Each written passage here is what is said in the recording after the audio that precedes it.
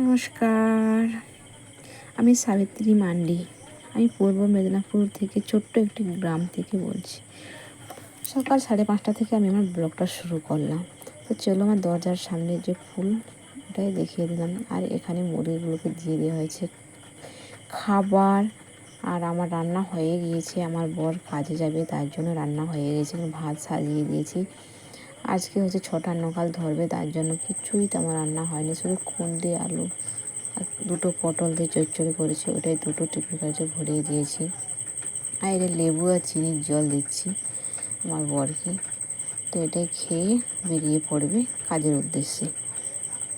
চলো, গরিবের ঘরে যেটাই আছে সেটাই, তাই না? আর এদিকে তো বৃষ্টি হচ্ছে, তোমাদের পাশে বৃষ্টি হচ্ছে কি না জানি না, আমাদের পাশে বৃষ্টি হচ্ছে। আর এইভাবে কেরির মধ্যে ঢুকিয়ে নেয়, ওটা লবণ আছে আর এটা অল্প মুড়ি। আর এখানে ট্রেনে এতখানি ভিড় হয় যাতে ভাত আর না পড়ে যায়, তার জন্য হচ্ছে সেফটির জন্য ক্যারি। আর তারপর আমার বর চলে যাওয়ার পর আমি আমার মেয়েকে পড়াতে বসে পড়েছি। খুব বায়না করছে, আর একে পড়ানো মানে যুদ্ধ জয় করা। পড়বে না, কেমন বায়না করছে, কেমনভাবে বসেছে। তো ওকেই পড়াচ্ছি, তারপরে কাজে হাত দেব। ও পড়ুক। আমার বড়ো মেয়েও পাশে পড়তে বসেছি। তো বড়ো মেয়ের টিউশন আজকে নেই। আর আজকে জুলাইয়ের 1 তারিখ। আজকে ভিডিও করেছি আর আজকে আপডেট দিচ্ছি। তো চলো, আমার ভিডিওটা যদি ভালো লাগে থাকে অবশ্যই ভালোবাসা দিও, আর কেউ স্কিপ করো না দয়া করে। আমার ভিডিওটা শেষ পর্যন্ত দেখো। বহুদিন পর 2024 সালে এই ব্লগ দিচ্ছি আমি সাহস করি। তো ওখানে বসে বসে হলো না, পুরো খাট থেকে নেমে পড়লাম। খাট থেকে মামিয়ে নেমে এইভাবে পড়ছি। সকলে যেন, ওর পড়ার এনার্জি তো নেই, তার সত্যি সত্যি আমার এনার্জিও মানে নষ্ট করে দিচ্ছে। সকালে এনার্জি নষ্ট করে দিচ্ছে, এতখানি দুষ্টু। তোকে যাই হোক পড়ালাম, ও বলছে মা খাবো। তো ওরা 2 বোনে খাচ্ছে, আমি চলে এলাম বিছানা গোড়াতে। আর বৃষ্টি হচ্ছে, তার জন্য ভাবলাম যে আর সাদা এই বেডশিটটা রাখবো না, কারণ বাচ্চার ঘরে দাগ হয়ে যাবে। আর মাটির বাড়ি, তাই না, এটা তো মেঝেও নয়, অল্পতে দাগ হয়ে যাবে। তার জন্য আমি হচ্ছে বিছানাটা গুটিয়ে বেডশিট চেঞ্জ করে নেব। আর আজকে একটা ব্লেন্ডার হয়ে গেছে, মানে আমি বেডশিটে ধুয়ে মিলেছিলাম যেখানটাতে, দেখাবো কোথায় মিলেছিলাম আমি, ওখানটাতে আবার দাগ হয়ে গিয়েছিল। যে বাঁশটাতে দিয়েছিলাম, ওই বাঁশের একটু মানে কালো কালো টাইপের দাগ লেগে গিয়েছিল। আর অপর চিকচিকে কোথায় গাছের নিচে মিলেছিলাম, তো কিছু একটা দাগ লেগেছে। তো আবার ঘুরে আমাকে ধুইতে হয়েছে। তো আজকে সারাদিন টিপ টিপ টিপ টিপ বৃষ্টি করে কাটিয়েছে, আর মাঝে মাঝে একটু আকাশ পরিষ্কার রেখেছিল, তো তার জন্যই শুকিয়ে গিয়েছে। ভারী বৃষ্টি হলে হয়তো শুকতো না। আর আমি কোনো দিনও বিছানার মধ্যে পা দিই না। আমি এইভাবেই পাকে গুটিয়ে গুটিয়ে বিছানা তুলি, বিছানা রেডি করে পা দিই না, কারণ বিছানাতে পা দিলে নাকি শরীর ব্যথা করে। তো আপনারা কে কী ভাববেন আমি জানি না। তো আমি কোনো দিনও বিছানাতে পা দিয়ে মানে মারি না। উঠে এই বিছানার উপরে উঠে মশারে গোটানো আর হচ্ছে বেডশিট পাতা এইসবই করি না। ঝুল ঝাড়াও করি না। ঝুল ঝাড়ার জন্য আমি ওইভাবে একটু উঠে, আর চাল তো নিচু, সামনেই চাল, তার জন্য বিছানাতে উঠতে হয় না। তো কোনো দিনও যদি আমার বাড়ি হয় পাকার বাড়ি, তো তখনও বিছানায় উঠবো না, কারণ টুল টুল লাগিয়ে সে আলাদা পদ্ধতিতে ভাববো ছাড়বো, কিন্তু আমি বিছানাতে উঠি না। বিছানাতে যথেষ্ট মানে বিছানাটা একটা শান্তির জায়গা, যে সারাদিন পরিশ্রম করার পর যেখানটাতে আমি ঘুমিয়ে একটু রেস্ট নেই, সেই জায়গাটাকে যদি পা দিয়ে আমি মারি, তো সেখানটায় আমার মন যায় না। কোনো দিনও বিছানাতে খাইও না আমি। তো লোককে দেখি, আমারও মনে হয় আমি বিছানার উপরে একটু খাই, কিন্তু কোনো দিনও পারি না। সত্যি বলতে আমি কোনো দিনও বিছানার উপরে উঠে খেতে পারি না। তো আমার বড় ভীষণ রাগ করে যে বিছানার উপরে উঠতে দাও না, যে হুটহাট উঠতে দেয় না। হয় দুপুরে একটু রেস্ট নিতে দেয়, আর রাত্রিতে বিছানাতে কোনো না পড়াশুনো কিচ্ছু না, বাইরে যে খাটটাতে আছে সেই খাটে বসা, সেই খাটে সব কিছু।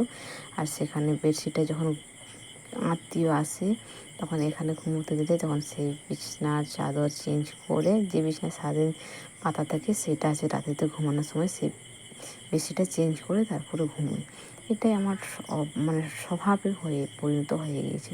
তো ছোটোবেলায় ওইভাবে মানুষ হয়নি, জানি না হঠাৎ কীভাবে আমার এই অভ্যেস পরিণত হয়েছে আমি জানি না। তো কেউ যদি আমার আত্মীয় আমার বাড়িতে আসে তো আমার কোনো জিনিস ধরতে একটু দ্বিধাবোধ করে, ওর বিছানায় উঠবো না, ও একটু মানে আমি যে বলি না যে আমাকে এটা ভালো লাগে না ওটা ভালো লাগে না, তাই আমার বিছানাতে কেউ তখন ওঠে না। তো তাই আমিও কারো ঘরে গেলে আমার বিছানা সেরকম আমি ভাবছিলাম যে লোকের বিছানায় কিছু করবো, সেরকম না, আমার নিজের বিছানায় যেমন সম্মান দিয়ে লোকের বিছানা তো সেভাবেই সম্মান দিই। তো চলো অনেক জ্ঞান দিয়ে ফেলেছি। তো এটা হচ্ছে কাপড় দিয়েছি, তারপরে বেশি দিচ্ছি, কারণ সেই ওখানে যে একটা গদি দিয়েছি সেটা যাতে না নোংরা হয়, সে গদির কভারটা পরানো হয়নি, তার জন্য ওটা তুলো দিয়ে একটা বানানো হয়েছে। তার নিচে একটা সে সব হাড্ডি একটা গদি আছে, তার জন্য তার উপর একটা তুলো দিয়েছি, তারপর শাড়ি, তারপরে বেডশিটটা আর ছোট্ট একটা জানালা। চলে এলাম, আমাদের বাড়ির সামনেই মাঠ, আর মাঠেতেই আমি বাঁশ দিয়েছি। আর এখানে বাড়ির উঠোনে যে আকাশে দেখাচ্ছি মেঘলা করেছি, ওখানে উঠোনে তারে কটায় মিলেছি, আর এখানটায় হচ্ছে বেডশিটটা মিলছি। এই যেভাবে মুছে দিচ্ছি, কারণ বাঁশগুলোতে বৃষ্টি হচ্ছে না, কেমন কেমন একটা দাগ হয়, কালো কালো ভাব, তার জন্য আমি এরকম গামছায় মুছে নিই। আর ওখানে অনেকগুলো মিলেছি, তো ওটা আর দেখানো হয়নি। এখানে মেলার পর ওখানে অনেকগুলো মিলেছি। এই যে সামনের মাঠ খুব সুন্দর, ঠান্ডা বাতাস দেয়, খুব খুব সুন্দর। আমাদেরকে কোথাও গেলে ভাল লাগে না, সে যত বড়োই পাকার বাড়ি হোক, মানুষের যতই ভালোবাসা দিক, আমার এই ছোট্ট ঘরে এলে এই মাঠের বাতাস, খোলা বাতাস খেয়ে এত শান্তি লাগে বলে বোঝাতে পারবো না। কোথাও গিয়ে থাকতে পারি না, তার জন্য এসির বাতাসের থেকেও খুব সুন্দর। এত যে তাপমাত্রা গেল 41-45 ডিগ্রি তাপমাত্রা, সত্যি বন্ধু আমার এই অ্যালবেস্টার বাড়িতে গরম হয়ে গিয়েছিল, কিন্তু সামনের দিকটাতে এখানে মানে মাঠের দিকে সামনে পাশের যে আমার বারান্দাটা আছে ওখানটা খুব ঠান্ডা ছিল এবং ঠান্ডা ঠান্ডা বাতাস দিত, তার জন্য এত সুন্দর ভাবে গরমটা কাটিয়েছি, মনে হয়নি যে এত গরম ছিল। এই যে এখানে মিলেছিলাম, দাগ হয়ে গিয়েছিল, আবার ঘুরে সেই সাইড করে মিলেছিলাম। এটা মেলার পর মেয়েদেরকে আমি স্নান করিয়ে স্কুলের জন্য রেডি করে স্কুল নিয়ে নিজের থেকে স্কুলে চলে গিয়েছিলাম। ছোটো মেয়েকে আমি পৌঁছে দিয়ে এসেছিলাম। আর ছোটো মেয়ে বলছে, কেমন রাগ দেখাচ্ছে দেখুন, ও বলছে চলো দিদি চলে গেছে, তুমি কখন যাবে, তুমি কখন যাবে। আর আমি তখন অল্প কটা রান্না করেছিলাম কুঁদরি, তো তার জন্য ভাবলাম এখন কি বানাবো। এখানে আলু আর বেসন মাখিয়েছি, ওটা একটু তেলে বড়া টাইপের ভেজে নেব। তো আপনারা কে কী বলেন জানি না, আমরা বড়াই বলি। তো ওটা একটু ভেজে, ভাজতেই দিল না তো, অল্প একটাই ভেজেছি, তারপর ওকে পৌঁছে দিয়ে এসে আবার ভেজে তখন খেয়েছি।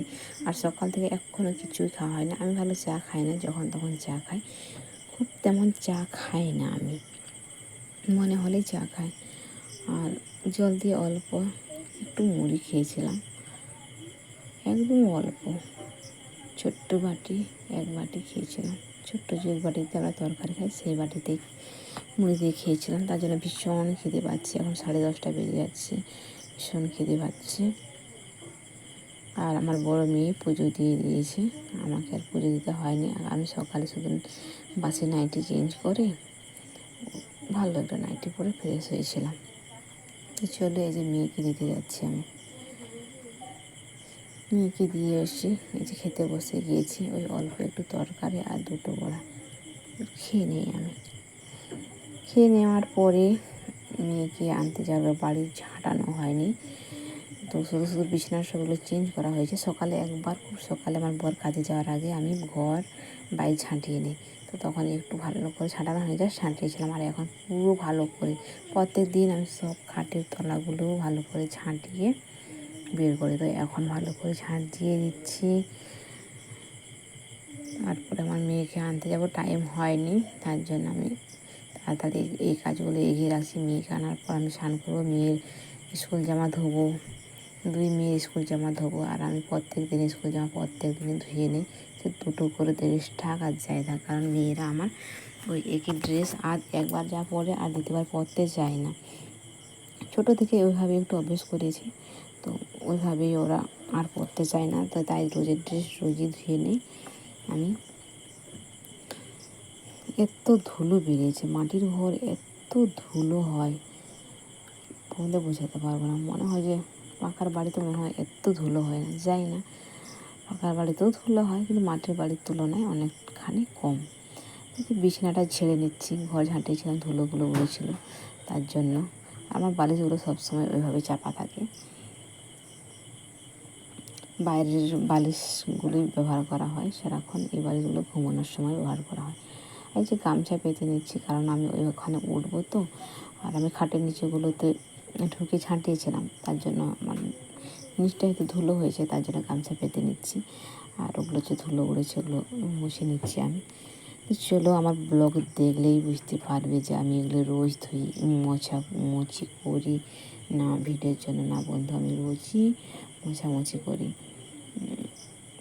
তো অনেক দিন থেকে ইউটিউব চ্যানেল করেছি, তো সাহস করে ভিডিও বানানোর সাহস পাচ্ছি না। কোথা থেকে শুরু করব, কোথায় শেষ করব। আমি আগে ভিডিও দিয়েছি, তো তেমন ভিউজ নেই, আর তেমন কি আমার পছন্দও করছে না। তো আজকে আবার বহুদিন পরে আবার সাহস করে একটা ভিডিও দিচ্ছি, দেখি এতে কেমন রেসপন্স আসে। তো ভাবছি কেউ দেখুক না দেখুক, আমি ভিডিও বানিয়েই যাব, তাই বানাচ্ছি। আর এখন আমি ভয়েস দিচ্ছি, আমার মেয়েকে পড়াতে বসিয়েছি, আর ওকে পড়ানো স্টপ করে আমি ভয়েস দিতে এসেছি। কতখানি সময় নষ্ট করছি আমি, এই সময়ের বোধহয় কেউ মূল্য দেবে না আমার, জানি না। সময় মেয়েকে না পড়িয়ে আমি এখানে ভয়েস দিতে এসেছি।